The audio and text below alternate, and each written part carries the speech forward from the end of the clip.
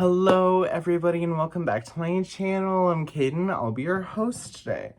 I'm so sorry I look so rough right now, y'all. It's currently Sunday, March 2nd, which means I have not shaved in a week. So yeah, and also it's 9:30 and I go to bed in an hour, so my hair is kind of like a non-issue right now, you know? Anyway, I kind of sat down and realized that I have not posted a TBR nor a wrap-up video since sometime last year.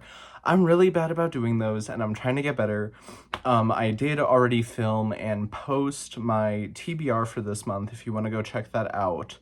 But yeah. So now I'm going to be doing a reading wrap-up of everything I read in both January and February of this year. Now, before we get into things, I do want to say that this is not going to be a very long wrap-up, and that is because from January to May, they're my worst reading months by far. And that's for two reasons. One is that, school, it's second semester, shit's getting more difficult, you know? And two, I just don't have a specific vibe, except for, February. But, I don't have a specific vibe to really, build a TBR on, you know? October, I have, spooky, scary shit. In November, it's kind of like my dark academia vibe, you know, you get the shit. But, not for the beginning months, so yeah. Anyway, sorry, that was kind of a rant, but let's start to get into things. So how I do my wrap-ups on here is I do them from worst to best rated. I'm still gonna do that even though this is 2 months worth, and I'll just say what month I mentioned them in. Also, I may have to cut back in later with, I may have to add cuts if I do forget, because there are 2 books that I don't have on me right now. Well, one of them is digital and the other one I gave to a friend, so I may forget to do those. So I may have to come in on a different day if I do forget to film those. But anyway, other than that, let's get into it. I have a total of 8 books for you, so yeah. Okay, so we're gonna start off with our lowest rated, like I just said, which I have 2 stars. Thankfully, we have nothing below that so far. I believe this time last year, I already had 1-star books, which, yikes. But yeah, anyway, I have 2-star books, both of which are from last month. Because it's February, I try to read a lot of romance during the month of February for obvious reasons, and both of these are romance. First up is The Fine Print by Lauren Asher. This is the first book in the Dreamland Billionaires trilogy. Now, I think I'm trying to do a reading vlog of reading the whole trilogy. I don't know. I'll see how that pans out, but I don't really think it will. I don't really have a lot of interest in the series. I was trying to read this for another vlog for February that obviously did not pan out, but yeah. Anyway, so this is about our guy Rowan, who he's one of the heirs to this kind of Disneyland-esque empire that his grandpa built, and then the grandpa passed away, so he's in the running, or he needs to get his inheritance. Well, the grandfather left some terms and conditions in the will. So for Rowan, he said, you gotta get married and you gotta start creating again. So we're just following him on that journey as he tries to do that. And then for a female main character, she's just, her name is Zara, and she's just kind of there to get promoted and get a little bit better at her job and to fall in love with Rowan, which is one of the biggest things I didn't like about The Fine Print is, yeah, Zara's a very flat main character, which sucked because I couldn't gauge how I felt about her because she genuinely is just such a flat, poorly written character. She gets very little personal development, and any personal development that is there, it's just kind of mentioned or thrown in. It's nothing really super special or anything. Also, the writing in this is insufferable. It's like Colleen Hoover, but if Colleen Hoover was a fuck-ass millennial. Pardon. When I tell you there is so much unfunny fucking millennial humor, half the time I genuinely did not care. Like, I didn't, like, care about it. But when I actually, like, I had this on audio half the time, and whenever I, like, actually tuned in and tried to read along with the book, I genuinely rolled my eyes in, like, 5,000 times within, like, 2 chapters. It was insane. Really bad millennial humor, like, just really cringy writing, and it's, like, very forced banter, so that way she could put banter as, like, a tag for this book. Yeah. I did not fucking like this. Like, it wasn't awful. Like, it was fun to hate read this, but I genuinely would not recommend this. This sucked. It was boring. I don't know, very predictable. I didn't even really pay attention to the last 10 chapters because I tuned in 3 times and they were all plot lines I knew were going to happen and they were not interesting at all. So, yeah. 2 stars. I did not really fucking like this, but what can you do? That was a rant. Yeah, one thing about me is I love to rant about my lowest rated books, because that means I have some fucking problems. That was not even all my problem. I'm trying to save, like, a massive rant for the vlog, but yeah. Anyway, then I have, my, like, most disappointed 2-star, and that is Twisted Love by Anna Huang. Here's the okay, let me give you the plot synopsis before I dive into the book. So this is about a girl named Ava Chen, not Anna. Ava Chen, she has some fucking trauma. So she and her brother have lived very close for a long time. And her brother's going away for a year. So he's like, hey, to his best friend, Alex Volkov, he's like, hey, you move in next door, like where I lived, and you watch my sister for a year. And he's like, oh, fine, sure, I will.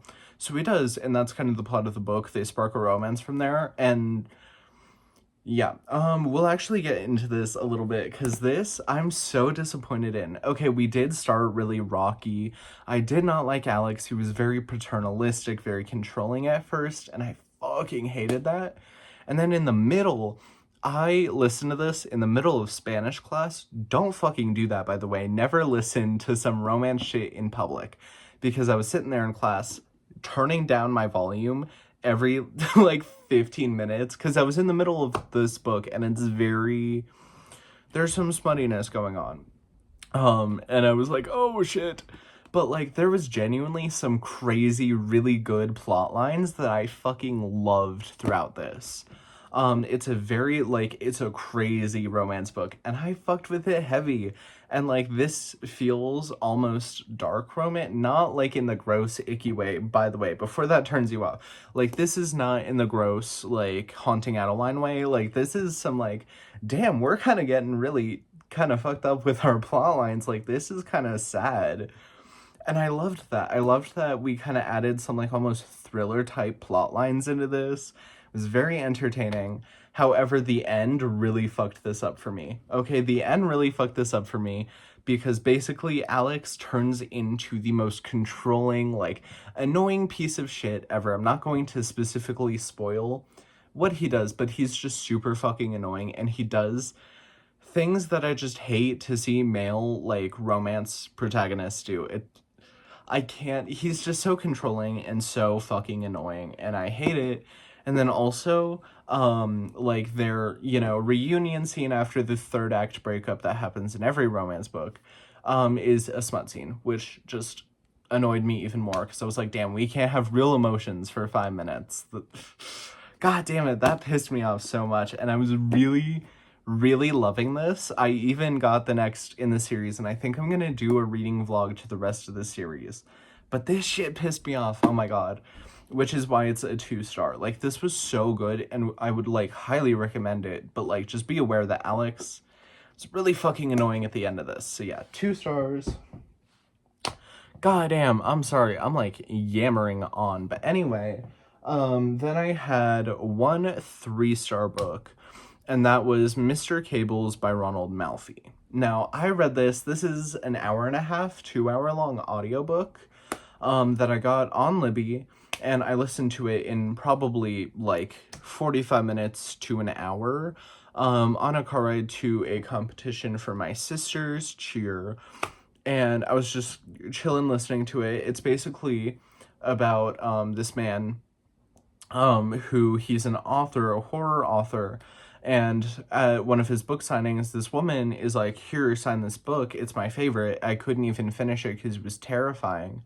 Um, and he's like, Sorry, my sister wanted to say goodnight to our dog.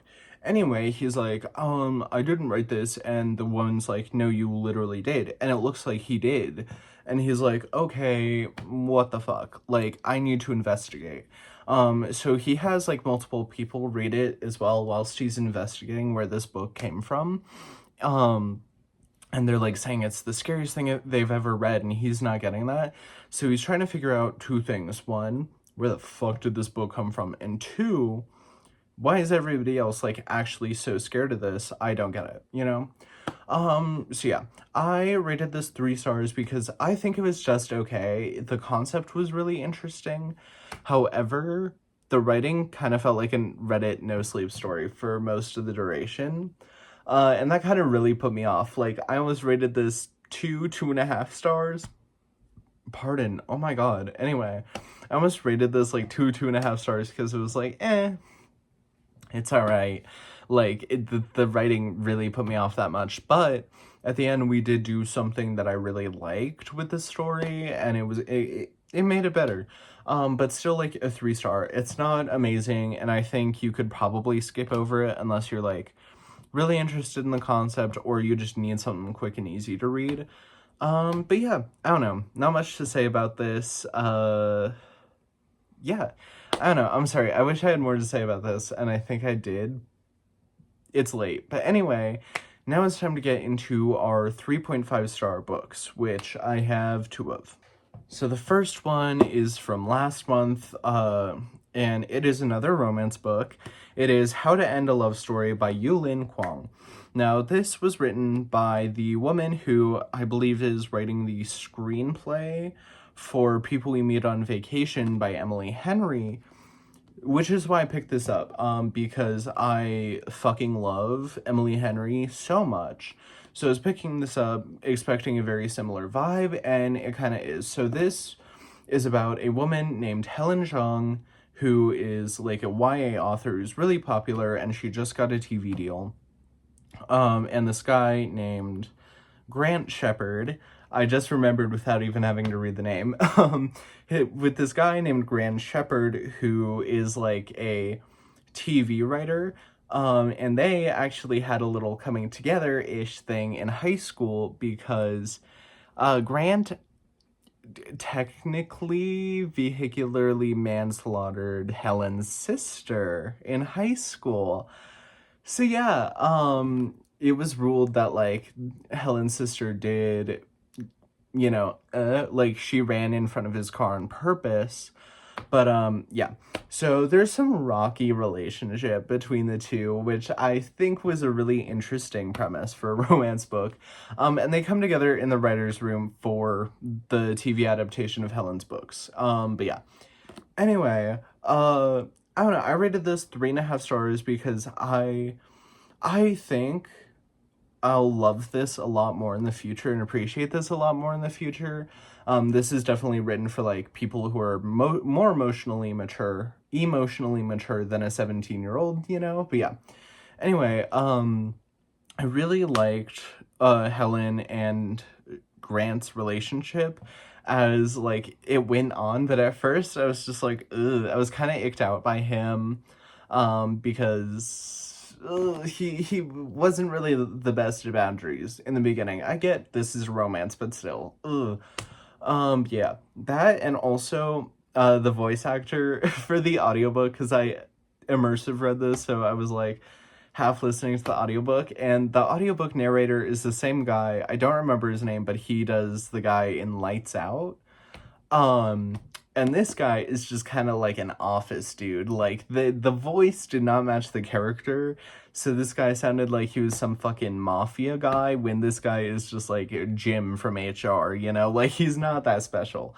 So it kind of threw me off and it was something I had to get used to. But yeah, I really like this. I think this is a really cute romance novel and I would highly recommend it. This is definitely going to be a reread for me in the future. I think this is a really cute romance with really likable characters. But yeah, it's not something I was able to like love right now. Ooh, also another thing I do want to highlight is the writing style. One of the complaints I heard is that this isn't like the writing style isn't amazing because it's a screenwriter who's writing this. But I feel like it's a lot better because the emotions and the characters feel very grounded in reality, and I loved that. I love me some realistic ass characters, bro. So yeah, I don't know. I'd highly recommend this. And I can't wait to reread this when I'm like an emotionally mature adult, you know? Yeah. Anyway, then I reread, I think this is in January. I reread Confessions by Kanai Minato? Bitch, I'm too white to know how to pronounce that. But anyway, this is like a book that I think I rated this 2 stars when I read it freshman year of high school to like summer before sophomore year of high school. Took me a while to get through this hoe at first. But I read this in 2 sittings in one day. Now, this is about a woman who she's an 8th grade teacher and she's giving a talk to her homeroom one day because she's retiring because her 6-year-old daughter was by 2 students in her homeroom classroom. This shit is so crazy and I love it so much. I really want to watch the film adaptation of this because I saw a YouTuber who I like called Spooky Rice cover it and it looks so good and I really need to watch it. But this is an insane book. It's a very fun, very interesting revenge tale. When I read this the first time, my biggest issue is that it felt very repetitive.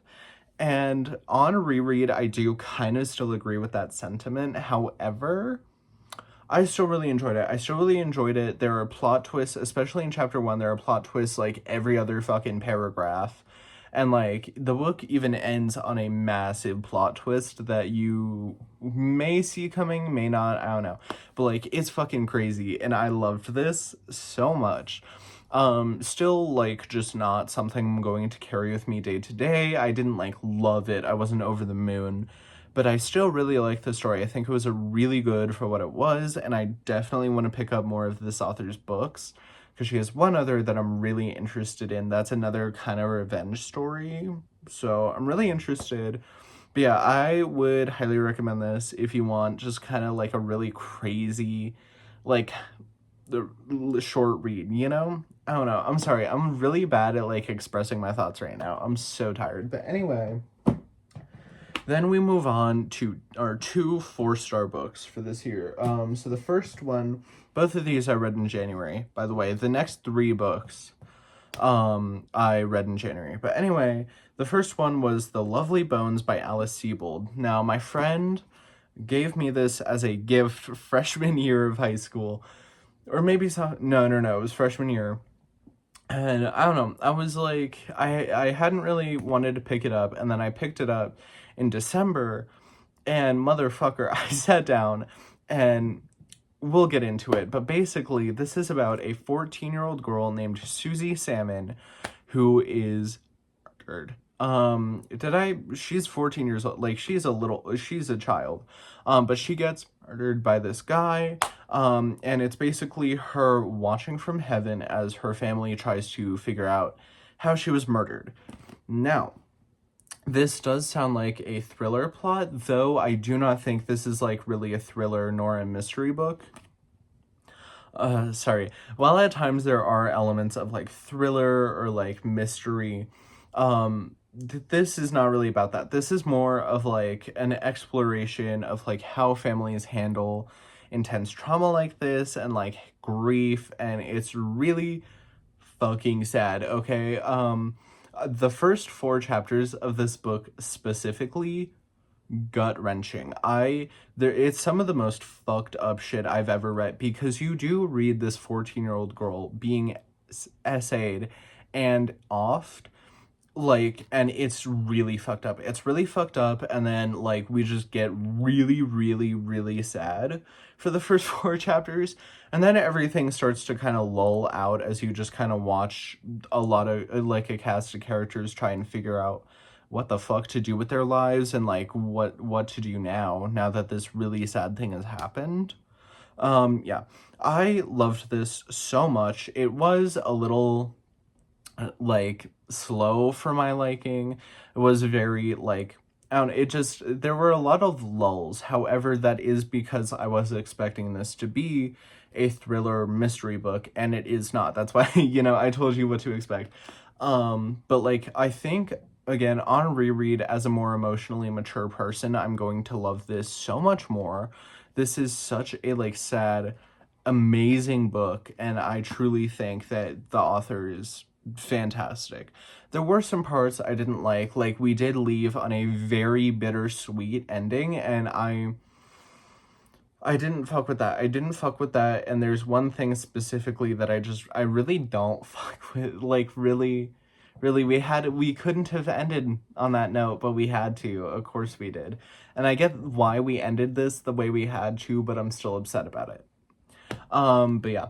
That, and also, I don't remember. Never. Oh, yeah. I also watched the movie that was based off of this book.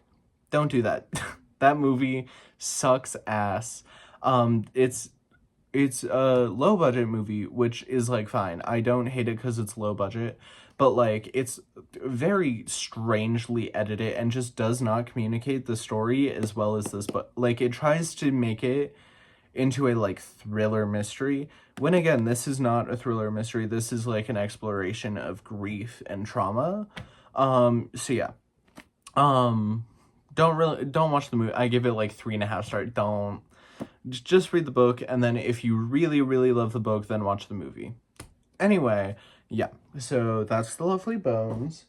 Then I have Witchcraft for Wayward Girls by Grady Hendrix. Now, I read this back in January, and it took me until, like, mid-February, to actually be able to post my vlog, because in January, a little thing called the TikTok ban happened, which pissed me off because that meant CapCut, my editing app, got banned, so I didn't really want to figure out how the fuck to use iMovie whilst trying to be a high school student. An AP student at that, like, second semester. I just didn't have the time.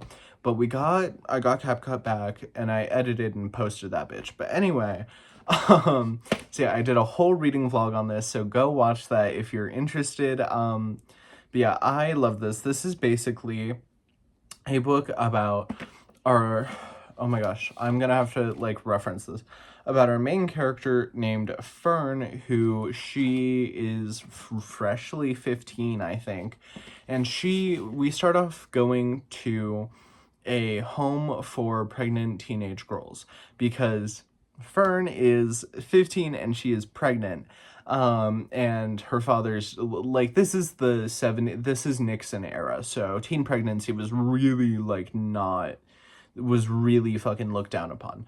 But anyway, yeah, so our main girl, Fern, she goes to this place, and she starts to make friends with with these 3 girls, Zinna, Rose, and Holly.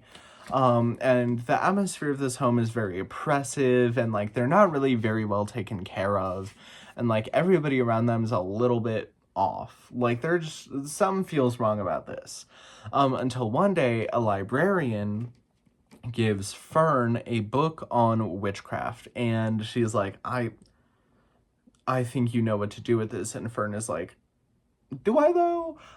So then our 4 girls get into witchcraft, and shit gets crazy. I loved this. I gave it 4 stars. Like, this was amazing. I already said I gave it 4 stars, but, like, this was a really fun horror book, and it is a very slow start, but I like once you get into it, you get into it. The characters are very fun and interesting. It ends on a really good note. I loved this. I love most stuff that Grady Hendrix puts in. Maybe not most, but I love a lot of stuff that Grady Hendrix writes. However, I do want to say this one thing, and this is a thing throughout Grady Hendrix's books, but also just a reason why this didn't get higher than a 4-star. And that is because Grady Hendrix, his writing of people of color is very interesting, not in a good way. He uses a specific word. I'm not going to say the word, because your bitch is white as fuck. And I don't think I can say that word.